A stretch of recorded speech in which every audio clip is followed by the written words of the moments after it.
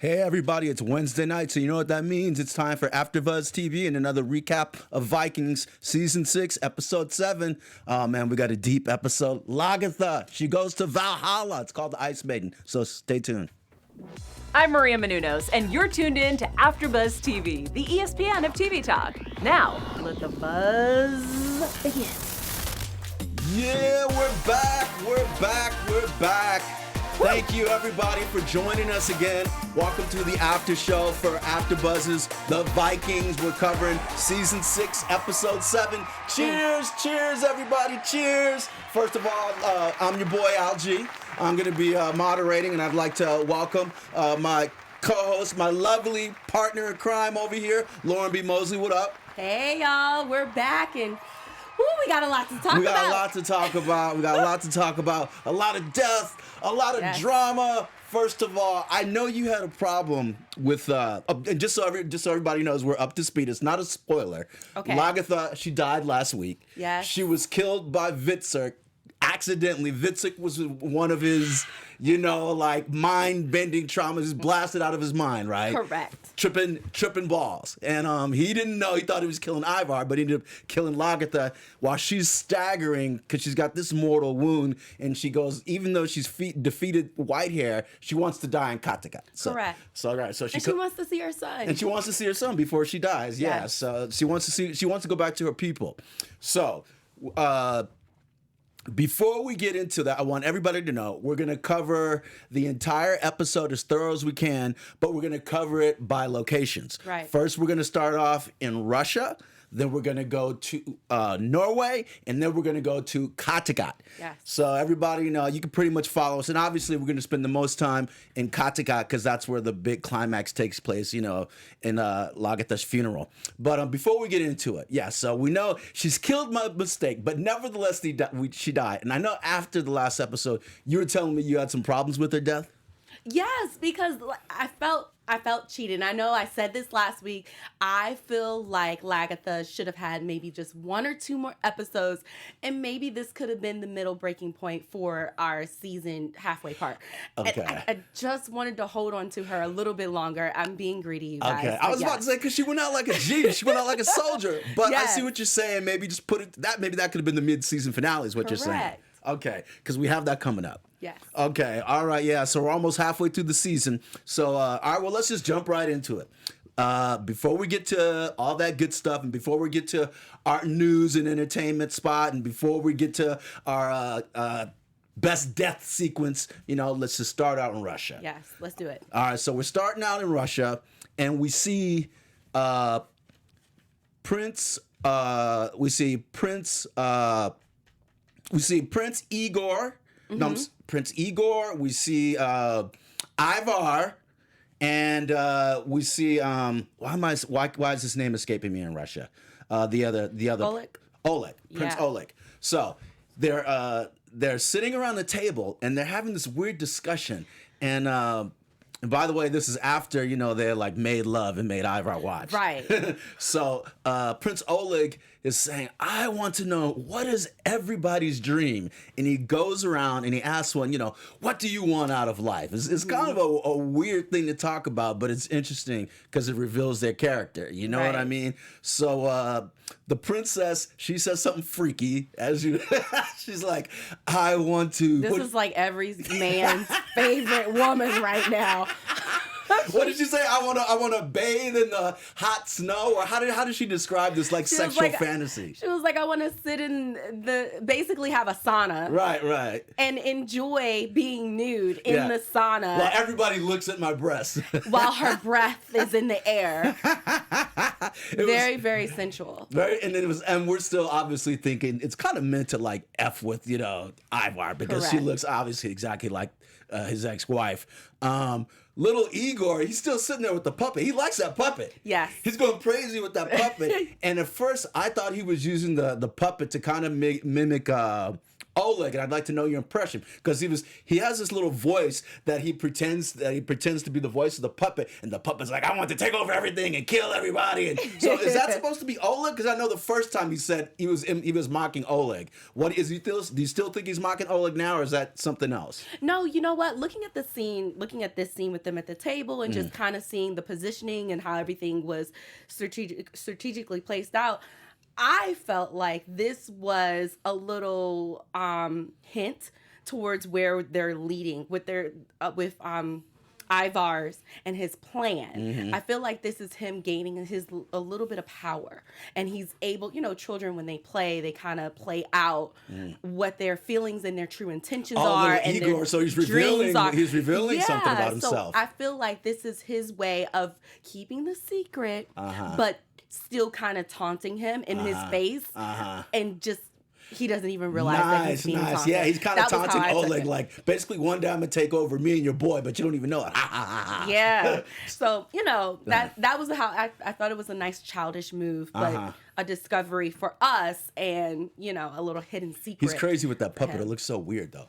Yeah. They had it, whoever did the set, like, props and everything, they do an amazing job because it's a little creepish. Yeah. But it gets the point across exactly what they want to do. This is a real creepy episode. It gets real bloody, but we'll get into that later. Yeah, lots of Viking culture is very dark, but here we're staying in Russia, and so he's asking everybody their dreams. The princess says her dreams, and then Prince Oleg asks Ivar, and you're talking about how the layout actually was kind of a clue to his plan, which is very interesting because he lays out kind of like the first little trap for Oleg. Right. When he asks him, what do you want? He's like, well, I want to walk again. I want my legs back. And he's like, you can do that, right? Because you're a god, right? If you are who you say you are, exactly. Right? Okay, so I don't know. What did you think about that? I thought it was, I think Ivar is finally kind of rolling with the punches and dealing with King Oleg's or Prince Oleg's type of like vibe and character. So nothing is really phasing him now. And I feel like he's starting to take back his own power in the scene as well, because he's like, you know what? You're God. He can do miracles. He made a lame walk. He healed the sick. Jesus rose from the dead. Right. I think it's not that much for a cripple, right? So he's basically calling him out. If you are who you say you are, because otherwise, if you don't do it, you must be a fraud, Pray to your God. Let's find out what's happening. And so obviously, Prince Oleg knows what he's doing, but he doesn't take the bait. He's like, well, I'll pray for that. We'll pray for that. We'll be praying for you. Yeah, but then when they get around to Oleg, he makes this interesting declaration. He says he wants to go back into the womb of his mother. I was crazy.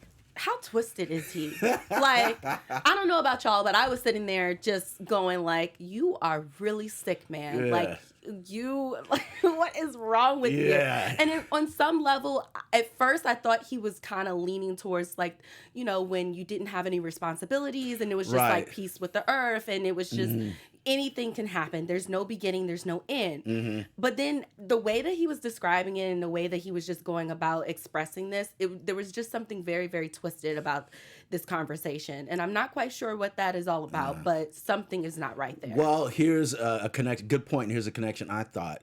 He took it to a whole, besides being creepy, going back to his mother womb, but he took it to a whole metaphysical thing, like life before life. Like who we become before this life. And he starts going into this, we were all somebody else in another life. And he asked Ivar, do you believe in reincarnation? He's like, yes, I do. Yes. So that's the first introduction of that aspect. And then for me, it just kind of rang out loudly because they immediately cut to the princess, because she looks like Ivar's reincarnated wife, basically. Okay, now you know what? All of that makes perfect sense. Oh my God. So yeah, I mean, it'd be interesting, like, because I mean, they haven't dealt with reincarnation yet, but it'd be interesting to see like how they deal with that. Is this something really done supernaturally by the gods, or is it just another one of like Oleg's like big tricks? How twisted. Yeah, he's crazy. And it's interesting that it comes from him, because on one hand, he's kind of leaning on the fence of Christianity, and then on another hand, he's leaning on the fence of the Viking way and, Valhalla and all of that. And it's just like, okay, what do you really believe in? Now you're kind of leaning on the Buddhist type beside. Yeah, that sounds more like King Olaf's territory, right, with the reincarnation.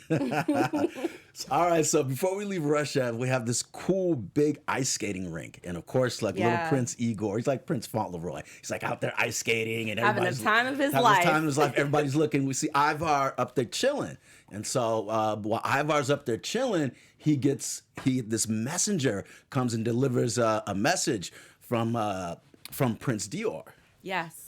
Okay, so I like how they filmed it because he was obviously, while he's communicating with Ivar, they weren't looking at each other. They had to keep it on the DL because otherwise, I'm sure Prince Oleg is watching like, who's Ivar talking to? You know, he's not supposed to be talking to anybody. But obviously, the messengers come bearing words from Dir saying, you know, thanks for freeing me. Our plan is still in the mix. And so, what do you think about their plan and their covert communication? I think it's very clever. And, you know, we talked about this a little bit last week. This is what's going to set them up to have the home field advantage when it comes time for them to make their move.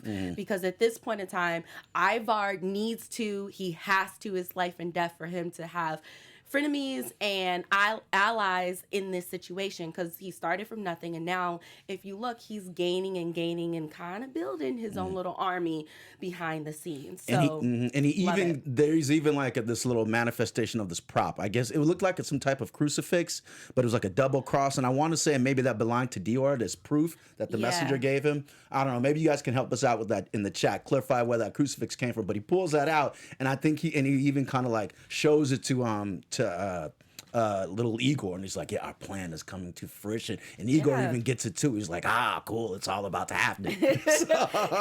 He's so excited. Yeah, they're so excited. So meanwhile, we got the new princess and Prince Oleg giving her that dream sauna bath that she wanted. It's like what happened this summer. It's like a big extravagant production, you know. It's like, but it was really surreal because it's like miles of ice, and then you just see this one naked like little maiden, you know, in this hot sauna bathing naked, you know, and then she's like, you know, looking angelic. And by the way, it's weird because a similar scene comes up later, but I don't want to spoil it. But he's like, my darling, you know, did I make your dreams come true? And she's like, yes, I made your dreams come true. He was like, anyway, this was easy. Anyway, so what was the point to that scene? Is it just to show like their degree of excess? What do you think they included that? I think it really showcases the dynamic of their relationship and how in my humble opinion, I use the word twisted. It is twisted. But how twisted their relationship is, and they're in it for each other, but then they're also in it for themselves a little bit. Totally self-serving. You know, it's one thing to rule, and it's one thing to even be a rich ruler. We're used to seeing that, but like, you know, she might as well just been like walking on palm fronds and grapes or something like that. Correct. That would be the equivalent of it. You know? She is like in La La Land of her own. Totally spoil themselves to excess. Very much so. All right, so with that said, that concludes the Russia segment, and we're about to go to Norway. And I just want to give a heads up to our people out there when we know they make the transition, and Jonathan. But when we go to Norway, it's not that much, and you guys hang tight because we still got Kattegat and the funeral coming. But Norway, there's not a lot going on. Okay, so last time we left, there was the big election. Correct. And cut to King Olaf standing before the new King Harald. Right. And we cut to Harald. He's up there. He's in the the little throne. He's got his crown on. He's like, I am the king, the official king of Norway. And Olaf doesn't bow down. They have a little interesting back and forth. And what's your take on that? Well, I think obviously he realized that his plan did not work. It backfired, yeah. But not only is he realizing that his plan backfired on him, but he's now realizing the position that not only he put himself in, but the people in, Bjorn in. This was not a well thought out plan. It was a little loosey-goosey, and now it is seriously a fire in his face. So now he's like, okay, what do I do?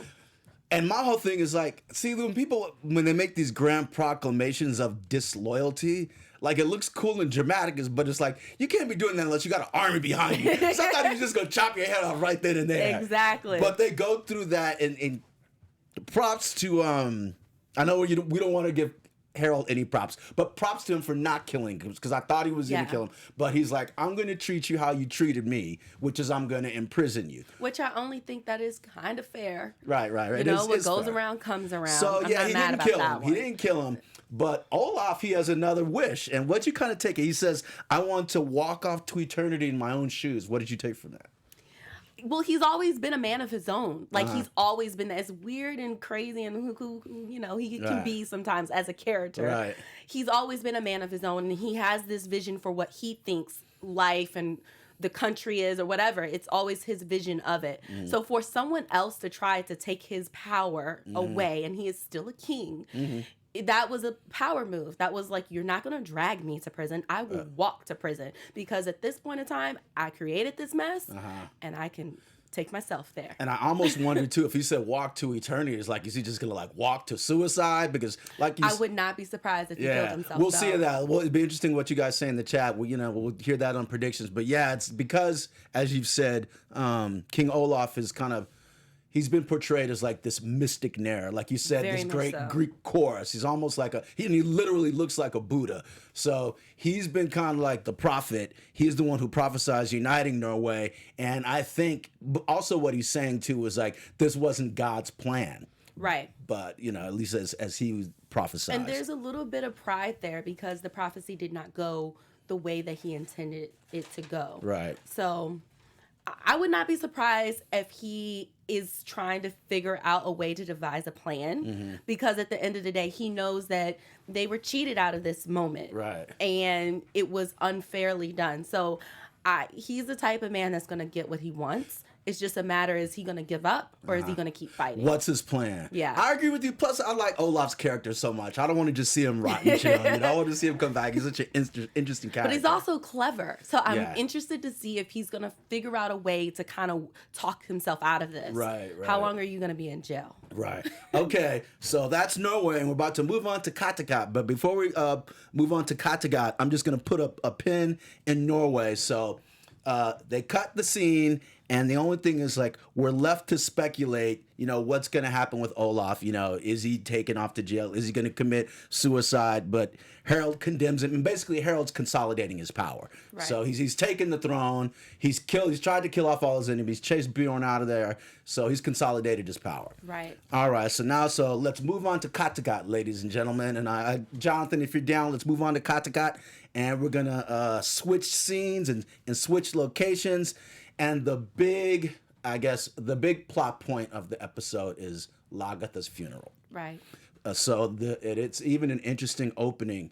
We cut to, like, from the intro, literally an opening on her dead body, lying frozen in the snow. And it's really, and you compare that, because it's almost like the death of a warrior, somebody like her who's so sacred, you expect there to be like fanfare, but at the end of the day, she just died alone in the snow. Yes. So that part was kind of sad. It's kind of eerie. And then when they cut to her face, cut to Bjorn, like, waking up from a vision, like he actually is seeing a vision of his mom dead in the snow. Right. And that's always so interesting to me, how connected they all are to themselves. Yeah.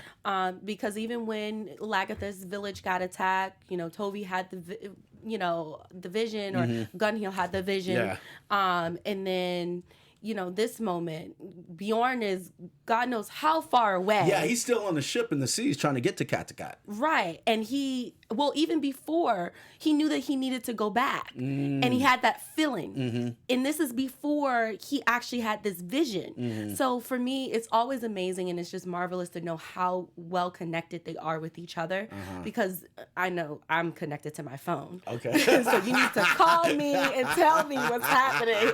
So for them not you get a vision when somebody's needs No, help? I am not That's So Raven with psychic powers or anything of that nature. That is not me. So I love that part of this. We like this that show. supernatural link and the psychic link, that they all seem to have, and we're going to get into that too. Is like more revelations from the seer. He comes back again, like we talk about reincarnated. He comes in like speaking through somebody else. Yeah, but so we really dig that, like, supernatural aspect to the show. Yeah, love it. Yeah. All right. So Bjorn's on his way back. He's having this vision of that Lagertha was killed. So he's like, hurry back. We go back. Lagertha is dead. We know Vitsik has killed her, but he's taken off. So when Uber finds her body, the first thing is like, what the heck happened? Right. Who killed her? Where is she? How'd she get here? And then, of course, Torvi's concerned. She's like, and why didn't she have anybody with her? She's like, these are like very important people. You know, she's like the head shield maiden. She's like a sacred figure, very revered, like a huge general. Yes. So that person, like, you would never think they'd be just killed walking alone. Yes. So immediately, Uber's like, okay, what's going on? Let's get the word out. Where's everybody? And where's my brother Vitzer? So, and he's like, and that's like the most, you know what it reminds me of is one of those things like who you blame whoever's not there. Like, who's missing in the room? My phone's not missing, but wait, where did Lauren go? where is she? Let's blame her. Who is missing in the room? Yeah. So that was basically, it's like, who's missing? And Vitzer was missing. Right. So they go to his little lair and they make a big dramatic scene. They tear down the big like iron wall that he had built. He's gone. It's like rat infested. Right. So it really gives a kind of you really get this this kind of interesting display of like how low he has sunk. We know he's basically gone mad. It's beyond like shrooms and alcohol. He's mentally when delusional. They're looking for him, they're not looking, back in the day through other episodes and seasons. When something would happen to one of the members, they go to each other. Right. And here they're going to the drug dealer. Yeah. They go to the crack house. that was the epitome of how low. Yeah, they go to the local crack house, the heroin den where all the drunks and the junkies are. And so Uber's picking him. He's like, have you seen Vitzer? And he's like, no, I haven't seen him in weeks and blah, blah, blah. So that's where we're at. Yeah. All right. So with that said, we know everything's kind of leading up to the funeral. But when Uber is planning the funeral, he has this interesting vision. We're talking about the seer. He sees this guy who's like sitting on the side, just by the side of the road, and the guy seems to be engaging him and they're talking. But from Uber's point of view, it's the seer. Correct. And the seer keeps showing up, manifesting in the body of somebody else, right? Yes. Okay, so interesting, the seer relays the prophecy about how how Lagertha was killed by one of Ragnar's sons. And do you think that the way the seer portrays is like she was killed by Ivar, but technically we know it was Vitzer, right? But the seer is basically saying, well, technically it was Ivar. Do you buy that? Do you buy his interpretation? Does that prophecy make sense? I did. Okay, I did. And I have to give kudos to the writers for this. This was actually a line, if I had to choose like a favorite line out of this episode, this was one of my favorite lines because it was cleverly said in a way that I just appreciate good writing. And for him to say, in a way it is Ivar, but in a way it isn't, it gives to the point that it wasn't Vitzer's fault. Like, at the end of the day, yes, it is his fault. He physically did that.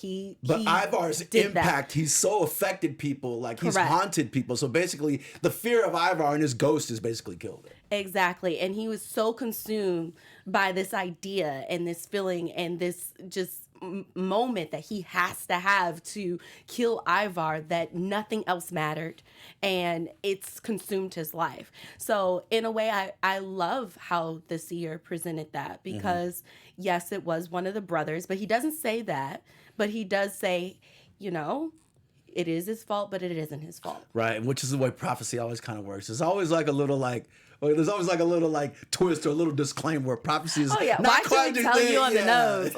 We gotta play with it a little bit. It's never quite how you want it to be. Okay, so as a part of I'm counting the whole death sequence and the setting up for the funeral as part of this one Kattegat location. And they go, and Torvi goes to Lagertha Island. I call it Lagertha Island, but it's really just another part of Kattegat. Yeah. They're just, riding through the forest. So Torvi goes there. I should have mentioned this. She goes there to basically find out what happened, right? Correct. Okay, and she finds Gunhild, who's in bed. She's been wounded, and she's like, Lagertha, we love the way she's a great warrior. She protected us, but, she was on her way back. And so they put together that basically, she died on the road, but they don't know how yet, right? Right. Okay. But while she's there, Torvi, she visits the children. She visits Elsa, her child, the other child, and they say goodbye to Tali, the young boy that died. They go to his little gravesite. Oh, Hallie, yes, Hallie, yes, okay. And they say a few words. They say a prayer. We'll see you in the afterlife. And that's when we were the first introduction of how this whole episode is so much about the afterlife. She's like, we'll see you in Valhalla. That's we'll be reunited. And we'll see that as a theme as we go.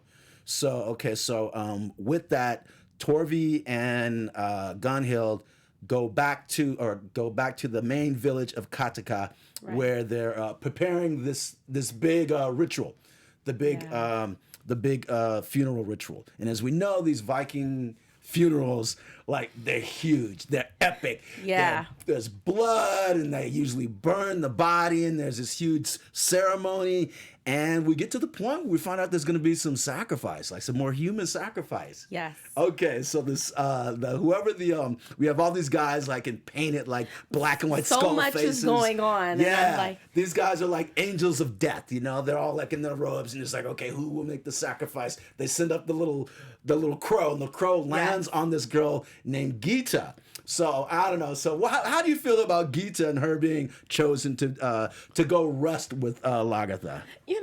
This is where I feel like the Viking way is just so go a little too far. Yes, for me. I mean, I know it's history and everything, but my God, the impact that these stories and the culture has on the generations is just crazy to me. It's so impactful because Gita is my mother named me after Lagertha's, So it's fated, basically. Yeah, it's fated. Yeah. And you just see all these generational things that keep coming back up. And it's one of those things that I'm just their culture runs so deep. Right. And for Gita, who never has been a shield maiden with her. Never even seen her before. Yeah. She's I know that is my mistress. That's who I'm supposed to go with. And she steps up willingly to the audience. We were talking about how in ancient Egypt, they used to bury these pharaohs with 20 servants. Yeah. So that's not an uncommon thing where they'd sacrifice people, with their servants or one other person to join them or to cater them into the afterlife. But obviously, it just seems crazy right now. It does seem crazy right now. But back then, it was an honor, I guess.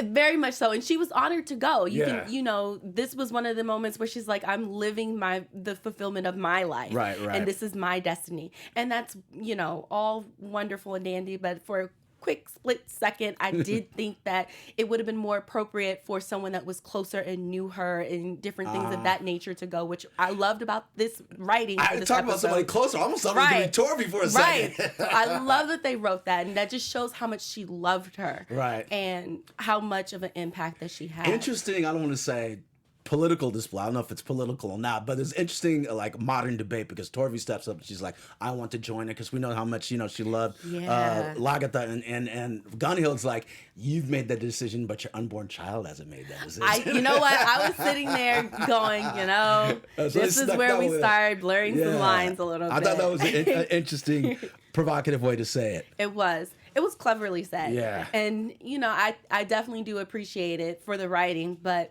at the end of the day, I think that was a moment to show just how much of an impact and their relationship that Toby and Lagertha have had. That was a very, very strong connection. They've been together since, we can almost remember. Mm-hmm. So that was a beautiful moment, even though her unborn child is not here and does not have a say. So they're savages, but they're not monsters. They're killers, but who do you think we are? We're not crazy. We're not going to kill children. Yeah. All right, so we're winding down, and I know, audience, sit tight with us. We're going to get to our news. We're going to get to our special segment. We're going to get to predictions, but we just want to wrap up with this funeral. Yeah. So Vitsark is meanwhile found a search party, and they find Uber sent out a search party, and they find Vitsark. Correct. Someplace out in the middle of the snow, and he's playing up that I'm sick. They're what's going on? Where were you? Do you know what happened to Lagertha? And he's playing it off oh, I'm sick. I don't know. Leave me alone. So yeah. I don't know. They're trying to put him under the sweat box, but he's playing crazy. He's playing crazy, but everybody knows there's something up. It's kind of like a big question mark, a cloud over his head. You're out here in the woods. You've been high and on drugs for the last however many months. Okay, let's be real. Right. And for a drug addict to leave what they're doing and what is the most important thing for them and go sit in the woods is already a red flag. Bam. Red flag, which I love about that scene. Yeah, all they need is like little like bloody footprints where he left the body. Like it was like, no, this is so out of your nature right now. All right, so we get to the funeral, and we have the guys in the black skeleton faces. Yeah. Gita goes up to this priestess, this female priestess, and she looks like the angel of death because like her eyes are like dilated like this big, all black. She asks her, "How do you want to go?" And she's like, "I'd rather be stabbed." And she's like, "You have fear?" And Gita's like, "No, give it to me." Bam! So she stabs Gita, and Gita, that was part of the sacrifice. Cut to, they even show like this whole bucket of blood being thrown on Lagertha's big ship. And I'm like, that must be Gita's blood, right? What else would they get to sacrifice? I think it's the 4 horses. Remember, there were 4 horses. In addition to the horses, that's right. Okay. Well, yeah, that would be her blood too. But I thought majority of that was it was a the bloody 4 mess. horses. They had 4 horses' heads cut off. They had her horses' heads cut off. They had Gita's head cut off. You know how the Vikings get down. There was a lot of blood. Yeah. So everybody's leaving trinkets. Uber's there. He says a few words. He leaves little trinkets. The daughter comes up and leaves the little trinkets. Her shield is there. Yeah. And then, as you called out, they have all of her shield maidens there. Oh my God. So thank you, production. Thank you. I love this scene. It was beautiful to watch. All the shield maidens were the ones that were sending her off. Physically sending her off. Yeah. We saw a line of shield maidens with the rope that was pulling the boat out to sea, or through the ice rather. And then we saw with the arrows shot in the air. Those they all were came up from all, the mountain. Yeah, it was cool. beautiful. It was just a nice tribute to a strong woman, and just like the impact that this female has had on her village and the culture, and just sending off another shield maiden. And I love that. I like how they beautiful. send off their own, like their own arm. They're their own army and their own wing. That was beautiful. So it was a great send off, and we're going to talk about Lagertha and her epic death a little bit more when we get to the news and the actress who plays her. But just to kind of put a pin in it, the little girl, Torvi's little girl, Elsa, she runs up when they're burning when they finally light the boat on fire in the snow. And you're like, oh no, I hope she doesn't jump in the fire and do something crazy like her brother. What she was about to do.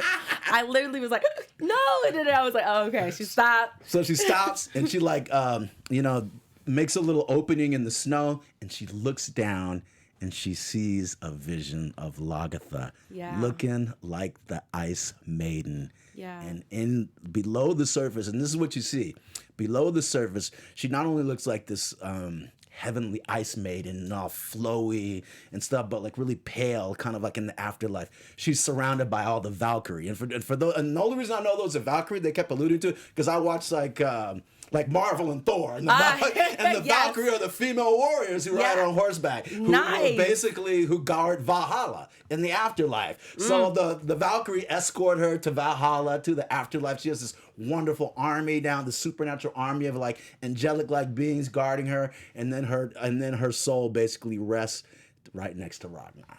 Yeah. Anyway. And turns into sand. Yeah, it turns into sand. So anyway, very impactful death, ladies and gentlemen. Wait, but we have to talk about Bjorn, because he got there. That's right. He right did get in there the at the nick very of time. Very good. So catch us up with Bjorn. He got there at the very end. This was the crazy part, because I seriously thought that he was going to miss the funeral, and it broke my... Because he comes back, that's right, and everybody's gone. I forgot that he came back and nobody's at the town. It was about to break my heart, because that was the whole reason why Lagertha went back to the village for the most part. She wanted to see her son. Right. So that was a really serious moment.